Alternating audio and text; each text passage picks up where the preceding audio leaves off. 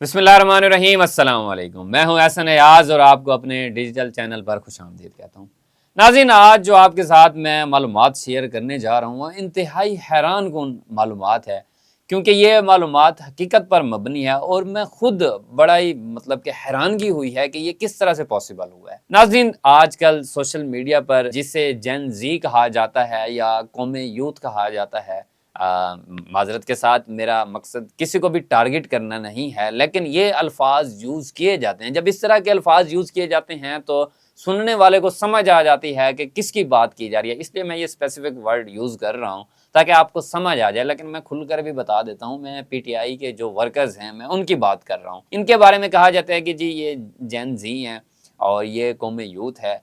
तो और जो इनका सोशल मीडिया है उसकी जो पावर है उसकी मैं आज आपको लाइव एग्जाम्पल के बारे में बताने जा रहा हूँ कि ये जो पीटीआई के वर्कर्स हैं इनका सोशल मीडिया कितना स्ट्रॉन्ग है। नाज़रीन, एक कॉलमिस्ट हैं, सीनियर जर्नलिस्ट हैं इसार राना साहब। इसार राना साहब पंजाब के रिहायशी हैं, लाहौर के रिहायशी हैं और वो एक न्यूज़ में भी काम करते रहे हैं। इसके अलावा मुख्तलिफ टीवी चैनल्स में वो काम करते रहे हैं। तो उन्होंने पीटीआई के बारे में कोई बातें की या पीटीआई के कोई अच्छे काम उन्होंने दिखाने की कोशिश की। और आपको जैसे पता है कि जो भी पीटीआई पर बात करता है तो उसके साथ क्या होता है, तो हुआ उनके साथ ऐसे कि उनको ऑफ एयर कर दिया गया, उनकी नौकरी चली गई। और एक उन्होंने उसके बाद अपने डिजिटल प्लेटफॉर्म से एक पोस्ट वगैरह की और वो यूट्यूब चैनल भी है इसार राना ऑफिशियल के नाम से। उन्होंने उस पर भी बताया कि ऐसे ऐसे है जी, मैंने पीटीआई पे बात की, मैंने तो हकायक बताए अवाम को, लेकिन मुझे ऑफ एयर किया गया है, मेरी नौकरी चली गई है। तो ये इस तरह के हालात हैं। तो शहबाज गिल साहब हैं पीटीआई के सीनियर रहनुमा, उन तक ये वीडियो पहुंची और उन्होंने इस वीडियो को हाईलाइट किया और अपने व्यूवर्स को अपने व्लॉग में बताया कि ये इसार राना साहब हैं, ये जर्नलिस्ट हैं और ये सच बोलते हैं। तो इनकी नौकरी चली गई है। तो मैं अपने देखने वालों से कहता हूं कि जो इनकी नौकरी गई है तो इनको ये फील ना होने दें, क्योंकि ये व्लॉग करते हैं, उनकी जो व्यूअरशिप थी वो बहुत ही कम थी। तो शहबाज गिल साहब ने पीटीआई के वर्कर्स को कहा, कौम यूथ को कहा और अपना जेन जी को कहा कि जी इसार राना साहब आप मेरा व्लॉग ना देखा करें, उसी टाइम में आप इसार राना साहब का व्लॉग देखा करें ताकि उनको जो इदारा तनख्वाह दे रहा था अब उनको यूट्यूब से इनकम शुरू हो जाए। उन्होंने पोस्ट कर दी और उसके बाद उनकी व्यूअरशिप में बहुत इजाफा हुआ, इसमें कोई डाउट नहीं है।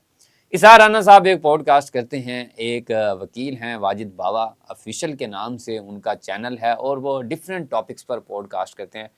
एक नशिस्त उन्होंने की इसार राना साहब के साथ। इसार राना साहब ने कहा जी शहबाज गिल साहब मेरे लिए फरिश्ता साबित हुए कि उन्होंने जब उस टाइम मेरा साथ दिया जब मेरी नौकरी चली गई थी, सच बोलने पर मेरी नौकरी चली गई थी और मैं सोच रहा था कि मैं अब अपने बच्चों को खाना कैसे खिलाऊंगा। तो उस वक्त शहबाज गिल साहब ने अपने व्यूवर्स को कहा कि इसार राना का यूट्यूब चैनल प्रमोट करें और ताकि उनके लिए मुश्किलात जो बनी हुई हैं उनमें आसानियां हो। और शहबाज गिल साहब मेरे लिए फरिश्ता साबित हुए। उसके बाद मेरा यूट्यूब चैनल रन कर गया और मुझे इनकम वगैरह शुरू हो गई। तो उन्होंने पॉडकास्ट में ये जिक्र किया। ये पॉडकास्ट हाथ चढ़ गई कौम यूथ के, पीटीआई के जो सोशल मीडिया के वर्कर्स हैं उनके। उन्होंने इस तरह से प्रमोट किया इस पॉडकास्ट के बाद, इसार राना के इस पॉडकास्ट के बाद उन्होंने जी कहा कि ये वो सहाफ़ी हैं जो पीटीआई की प्रमोशन करते हैं, पीटीआई के अच्छे काम दिखाते हैं।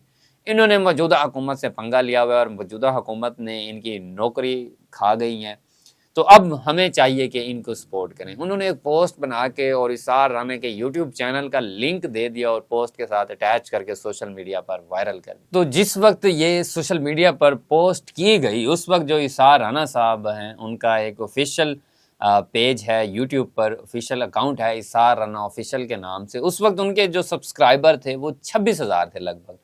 और अभी इस वक्त जो उनके सब्सक्राइबर हैं वो 95 के प्लस हो चुके हैं। ये पीटीआई का जो कौमी यूथ है, जो सोशल मीडिया के वर्कर्स हैं, जिसे यूथिये कहा जाता है, ये उनकी सोशल मीडिया की पावर है और उनकी व्यूअरशिप भी इंक्रीज हुई है।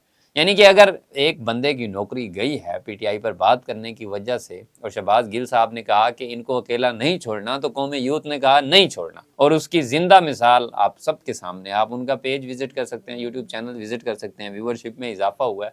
मतलब बात करने का मकसद सिर्फ और सिर्फ इतना है कि ये जो सोशल मीडिया के वर्कर्स हैं पीटीआई के, ये कहाँ बैठे हुए हैं, क्योंकि ना ही अब इनके पास पंजाब की हुकूमत है, ना ही वफाक में इनके पास हुकूमत बची है, और ना ही मतलब इनका वो स्टेटस रहा है जो पहले था।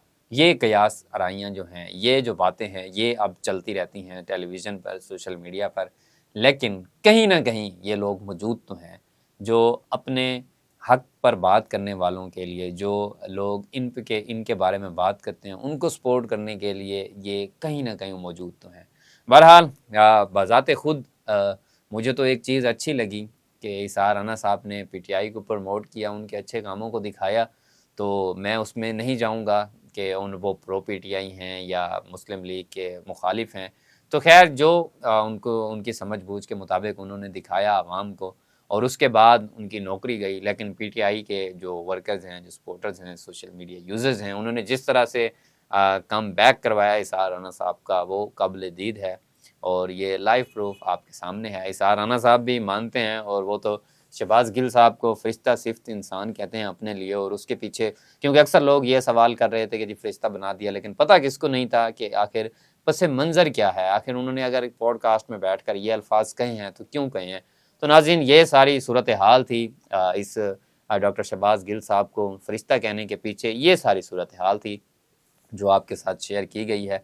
तो मैं अपने देखने वालों से यही रिक्वेस्ट करूंगा, जो भी पॉजिटिव कंटेंट क्रिएटर हैं, सोशल मीडिया इन्फ्लुएंसर्स हैं, उनको सपोर्ट करना चाहिए, जो पाकिस्तान की बेहतरी के लिए काम कर रहे हैं, जो मुआशरे की बेहतरी के लिए काम कर रहे हैं, जो नौजवानों में एक अच्छा विजन पैदा करने की कोशिश कर रहे हैं। तो हम सबको मिलकर उनको सपोर्ट करना चाहिए। अपने मेज़बान एहसन नियाज़ को इजाज़त दीजिए। अल्लाह हाफ़िज़।